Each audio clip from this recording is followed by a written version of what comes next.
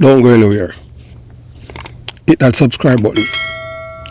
Tap the notification bell and be the first to know when we drop a new video.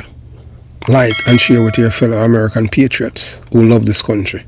And if you haven't even an American patriot, you're someone who believe and love freedom, love democracy, truth, and don't like corruption, hit the subscription button.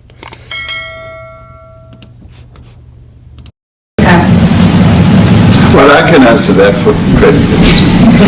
It's, for him, no, seriously, rather have him answer. I'm going to answer. Our President will respond to you. Thank you, Mr. President. It will take President Trump listening to the voices of South Africans, some of whom are his good friends, like those who are here.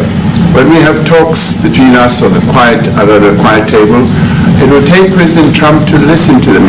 I'm not going to be repeating what I've been saying. I would say if there was Afrikaner farmer genocide, I can bet you these three gentlemen would not be here, including my Minister of Agriculture. He would not be with me. So it will take him, President Trump, listening to their stories, to their perspective. That is the answer to your question. Thank you, Mr. President. I must say that we have, and we have documentaries, we have news stories, and is Natalie here, somebody here to turn that? I could show you a couple of things, and it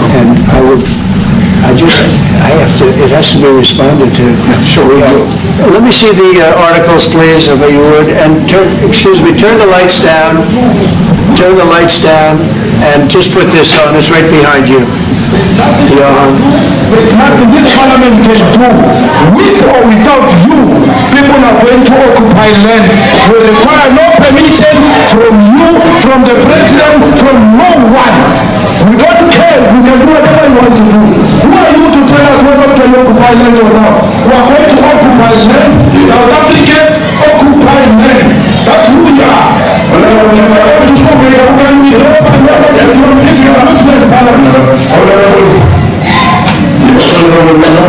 Never be scared to kill.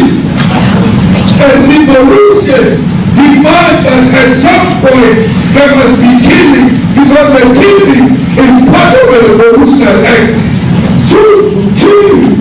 Numbers are kill the poor, the farmer, kill the poor, the farmer,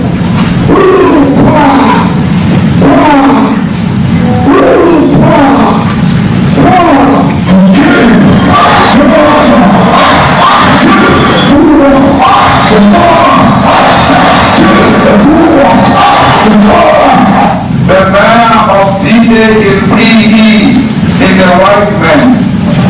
So these people, when you want to hit them hard, go after a white man. They think a talent will pay because you have touched a white man. Not because Basama and Soni will not be touched. They will be touched, no one. But we are starting with this whiteness. We are cutting the throat of whiteness. Shoot, kill, no one saw. Kill the blue one, the farmer. Kill the blue one, the farmer.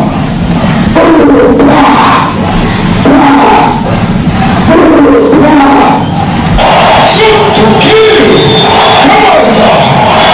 Kill the blue one, the farmer. Kill the blue one, the farmer.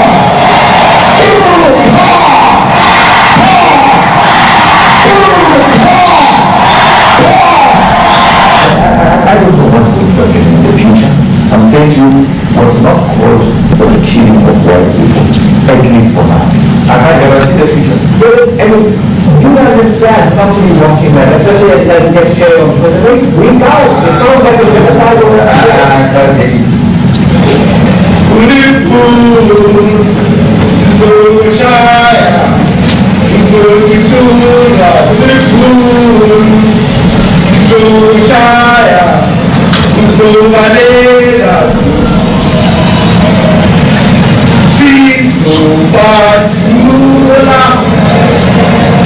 Azubalena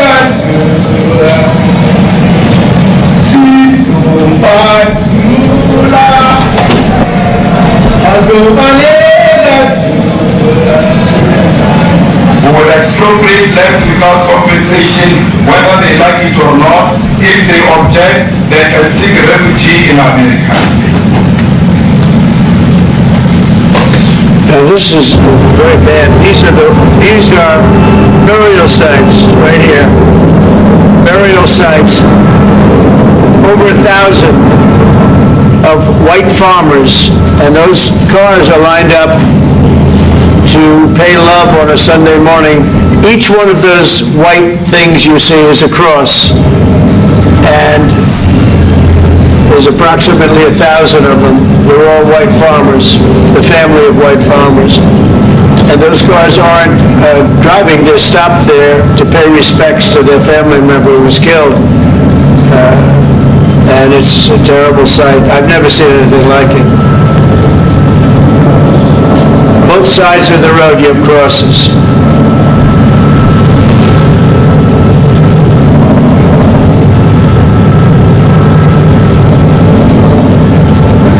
Those people were all killed. Have they told you where that is, Mr. President? No, I'd like to know where that is, because this I've never seen. I mean, it's in South Africa. I need to find out.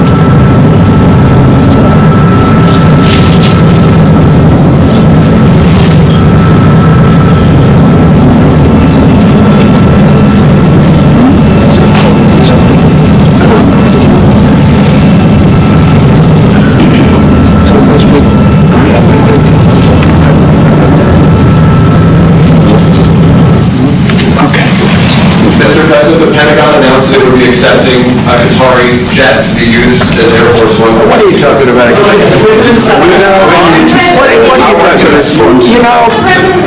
You to get out of here. What does this have to do with the Qatari jet? They're giving the United States Air Force a jet, okay? And it's a great thing. We're talking about a lot of other things. This NBC trying to get off the subject of what you just saw.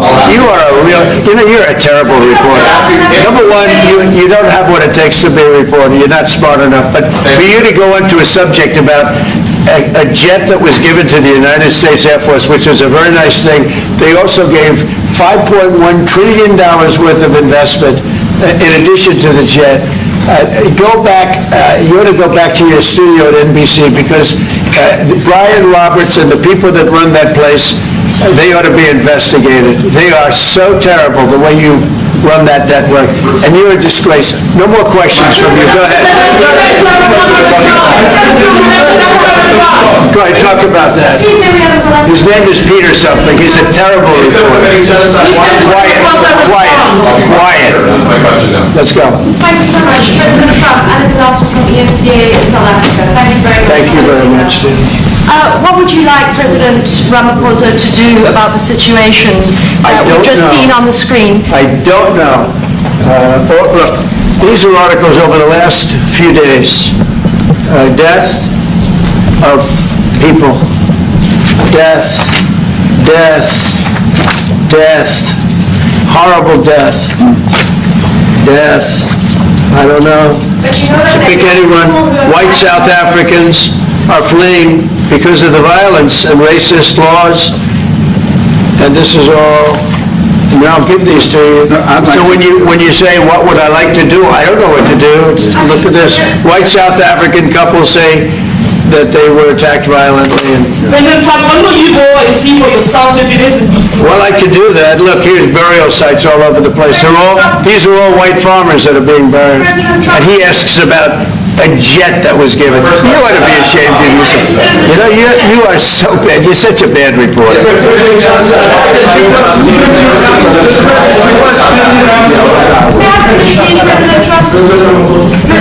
This is one after another. His family was wiped out. I'm just looking. Can we get a report from President Ramaphosa? Reaction to those videos, Mr. President. Well, I think the videos are so, no, when you look at the videos, I mean, how does it get worse? And these are people that are officials, and they're saying that kill the white farmer and take their land.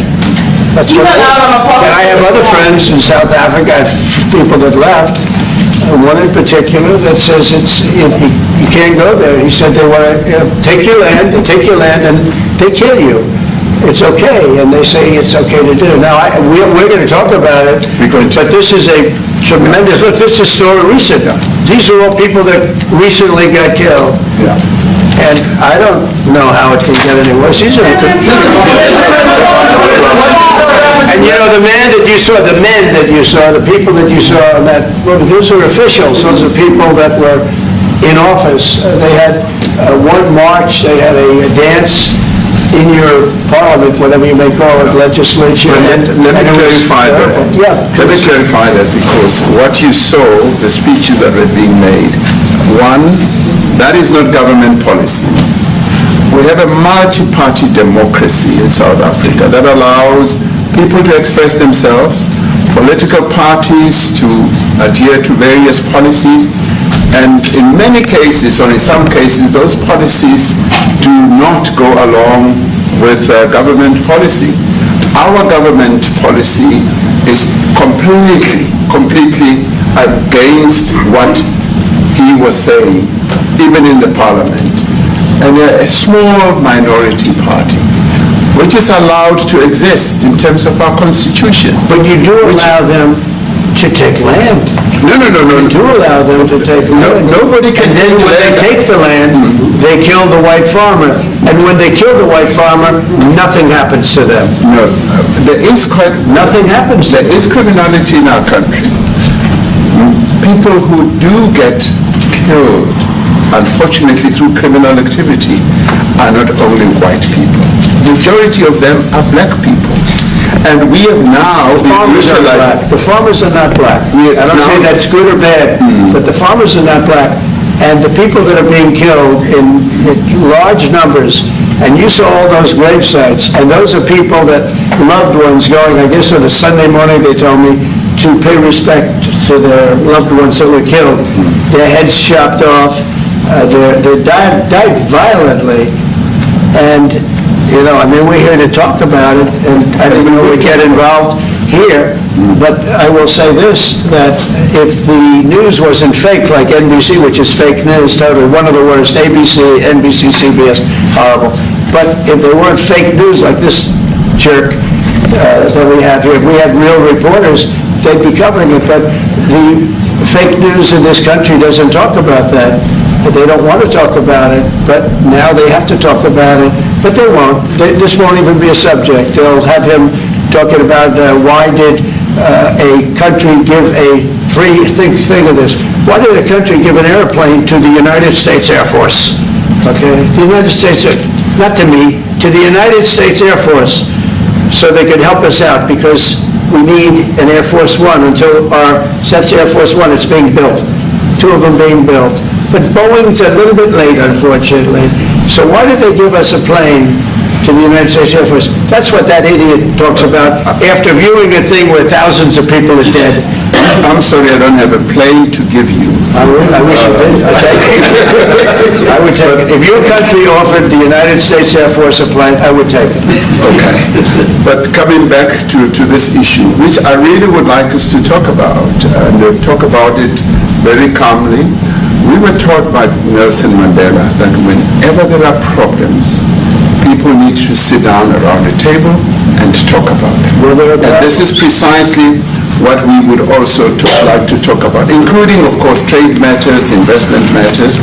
So the issues that concern you as the United States, and those are all deaths. Yeah, in many ways, I mean, one should say you are a partner of South Africa, and you are raising concerns, and these are concerns that we are willing to talk to you about.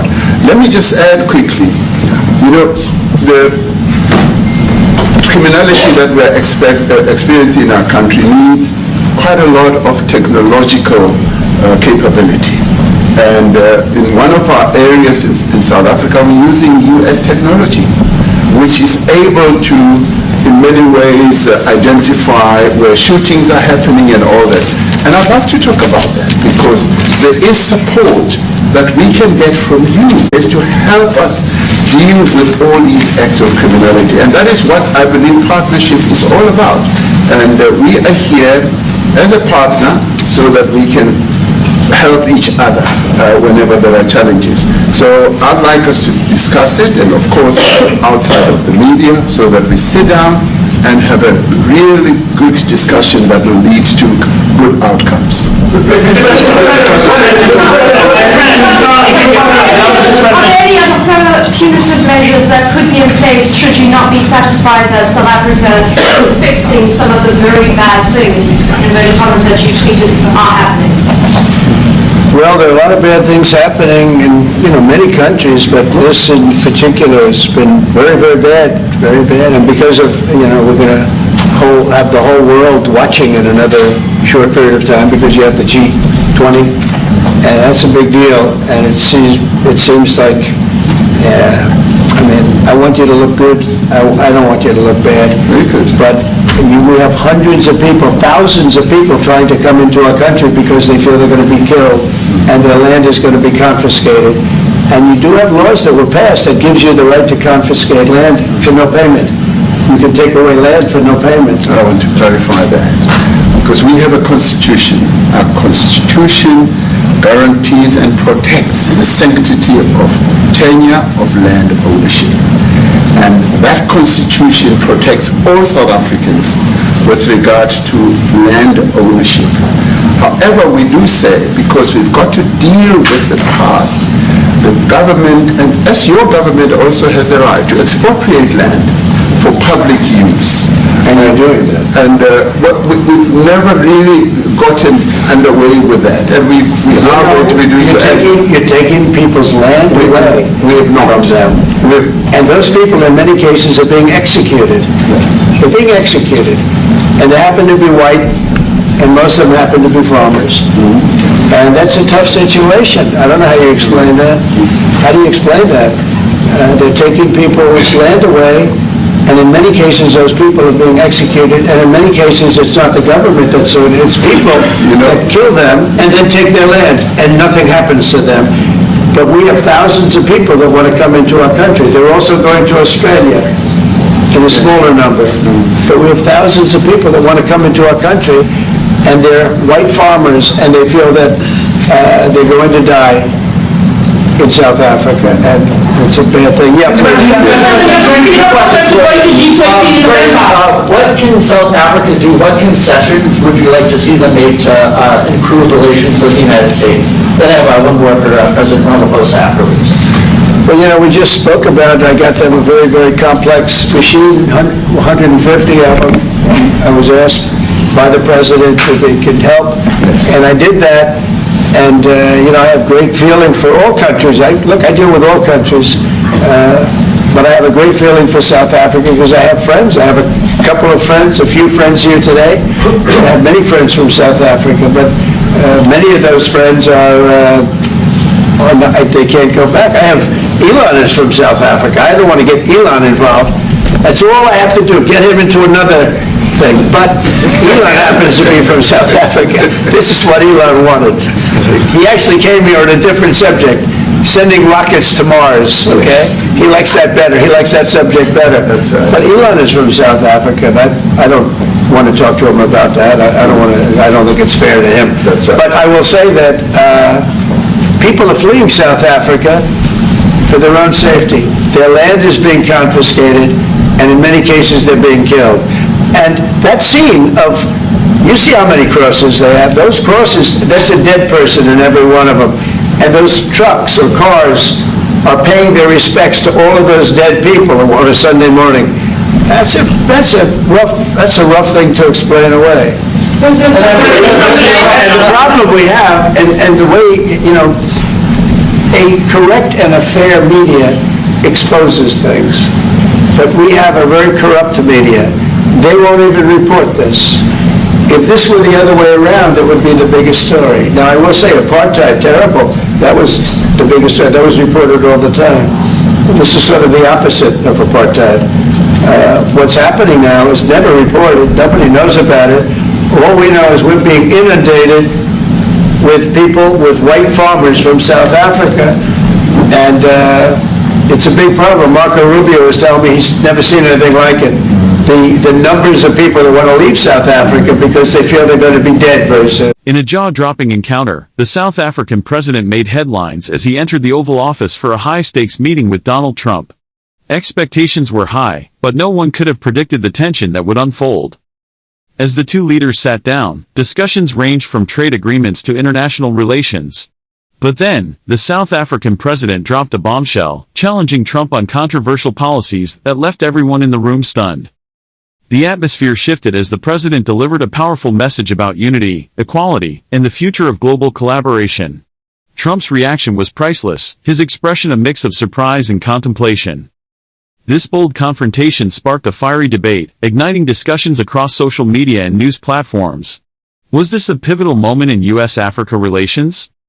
Stay tuned as we unpack the implications of this historic meeting and what it means for both nations moving forward. Thanks for watching. Don't forget to subscribe to our channel for more updates on global politics and breaking news. Yeah, it's really sad when you see, especially even foreign leaders, in the White House, schooling the American president, let him know the difference between facts, fiction, and figment of someone's imagination. On God's earth, the president of the richest and the most powerful country in the world is so ignorant. We have to understand, when you have someone who at the top who's ignorant, believe in conspiracy theories and don't believe in facts, then the people who are his followers, they are like sheep, so they're going to follow him. But the man does make himself look like a damn fool on the international stage. So the South African president educates Donald Trump in the Oval Office, debunking the white genocide myth in a global embarrassment for the USA. I wonder, well, you can't shame the shameless. That is one thing that I know.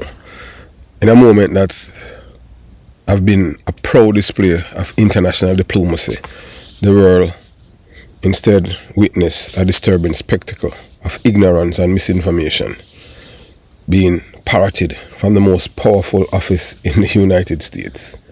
The Oval Office became the scene of an educational intervention, an intellectual rescue mission, led by none other than the President of South Africa, who was forced to dismantle, point by point, one of the most dangerous and persistent lies promoted by white supremacist circles, the myth of white genocide in South Africa.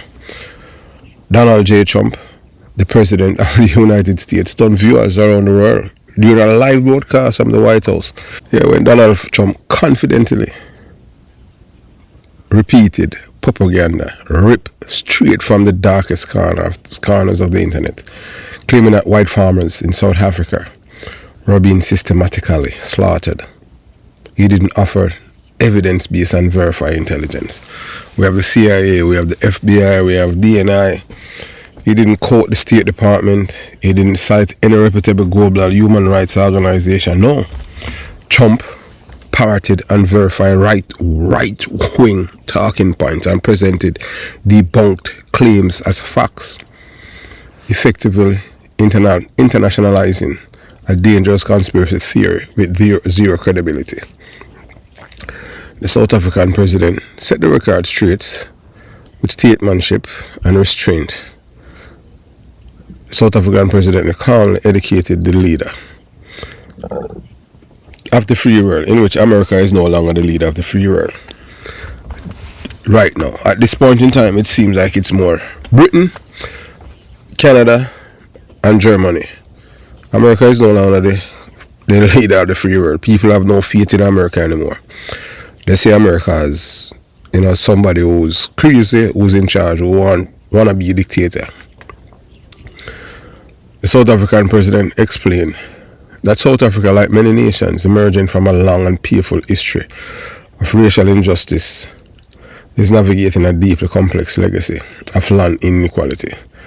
So what Donald Trump needs to understand is that the people in South Africa has been through a thing called apartheid, in which black people in their own country have to have passed, have to have ID to traverse their own country, and they were living under the worst condition, and they were living under terrorism, state-sponsored terrorism, and it's because of the world stand up men like Joe Biden was able to dismantle the South African regime.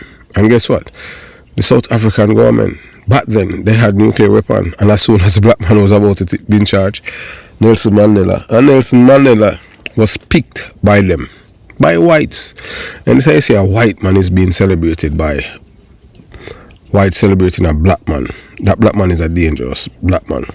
And if you notice what Nelson Mandela did, Nelson Mandela didn't have any respect for God either. In trying in the People's Constitution, European behavior. So let it go to show that Nelson Mandela, he wasn't a child of God. Because if he was a child of God, he would know that God destroyed Sodom and Gomorrah. But that's how these people are. It's all about, this posture and doing things for the same oppressors to put them on pedestal and laud and revere them. The truth is the truth, and no one can change it. It doesn't matter how white people try to tell the world that it's natural, it's not natural, and tell it that animal do this and animal do that. It doesn't mean because they say it make it right. Because you have to understand that they are the wickedest people on earth. They are the ones that commit the most killings, even among themselves. These are people that even can't live together. They can't agree on common things. So, with statesmanship and restraint, the South African president, calmly educate Donald Trump. But the suggestion that white South Africans are the victims of a government-sanctioned genocide, a complete fabrication, a lie designed to stoke racial resentment.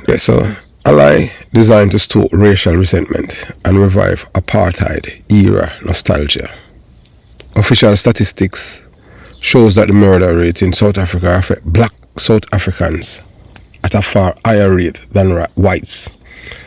White farmers are not being targeted because of their race. In fact, crimes in rural areas, including farm attacks, are part of a broader crime problem that affects all South Africans. The president of South Africa laid bare the fact, citing data, crime report, and historical context, none of which could be refuted, because truth does not require theatrics. Truth doesn't need validation. The truth is the truth, but some people do not like the truth. Trump reckless propaganda and international disgrace. This was not just a moment of embarrassment. It was a moment of danger when a US president casually echoed the language of racist. He gave it legitimacy. When he promotes unverified claims without fact-checking, he empowers conspiracy theories. And when he refuses to read intelligence briefing or consult real expert, he doesn't just fail as a leader, he becomes a mouthpiece for lies. And Trump, anytime Donald Trump speak the truth, them say, boy, that's when him go demit this earth, him all leave. Because anytime him dead, them say the truth, I kill him, not lies. Because him right through him life, he has been lying, even to this day. When Donald Trump, even when he's sleeping, him dreaming about lies. Trump comments are not a mistake. They were a symptom. A symptom of a man who doesn't read, doesn't research, and doesn't believe in truth unless it flatters his worldview. A man who has repeatedly demonstrated a preference for simplistic narratives over complex realities, especially when those narratives serve his political base. How did America elect a man who refuses to read or learn? The tragedy is not that just that Trump said what he said. It's that millions of Americans believe him. Millions more enabled him. A man who ignores briefings, shunned books, and publicly praised conspiracy theories was handed a nuclear code and entrusted with global diplomacy.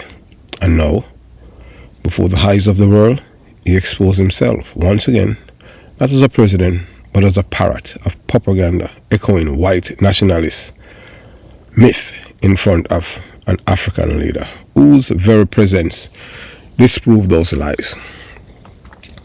This moment will live in history as one of the clearest examples of what happened when populism meets propaganda. White South Africa continues the hard work of reconciliation and justice, America's president chose to undermine it with lies. The lesson is simple but urgent. Truth matters. Leadership requires intellect, and when a president refuses to read, listen, or learn, the cost is not just ignorance, it's a national shame on a global stage. Let it be known, there is no white genocide in South Africa. There is a genocide of truth, and it's happened from the Oval Office. And it's sad indeed. Have yourself a beautiful day.